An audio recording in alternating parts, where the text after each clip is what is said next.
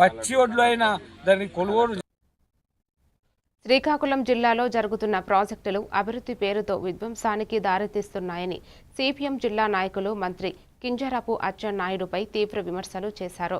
ప్రజల భూములు, ప్రకృతి సంపదలను కార్పొరేట్ సంస్థలకు అప్పగించడం అభివృద్ధి కాదని, సముద్ర తీర తవ్వకాలు, ఎయిర్ పవర్ ప్రాజెక్టులతో పర్యావరణం, వ్యవసాయం, మత్స్యకారుల జీవనోపాధి ప్రమాదంలో పడుతున్నాయని ఆరోపించారు. ఎన్నికల హామీలు అమలు చేయకుండా పెండింగ్ ప్రాజెక్టులు, సాగునీటి సమస్యలు, గిరిజనులు, రైతుల సమస్యలను నిర్లక్ష్యం చేస్తున్నారని సిపిఎం నేతలు విమర్శించారు. ఈరోజు 28 గ్రామాల్లో 38,000 ఎకరాల భూమిని ఈవేళ కార్పొరేట్ కంపెనీలు కట్టబెట్టాలని చూస్తారు. అంటే ప్రజల ఆస్తిని, ప్రకృతి సంపదని ప్రజల కార్పొరేట్ సంస్థలకి కట్టబెట్టడం అభివృద్ధి మేము అడుగుతున్నాం. మీరు మాట్లాడతారు కంపెనీ వచ్చేస్తే చలంగేంజలు అమ్ముకొని బతకొచ్చాను అంటారు. అంటే భూములు ఇచ్చేసి చలంగేంజలు అమ్ముకోవాలా? ఇదా మీరు చెప్పిన అభివృద్ధి?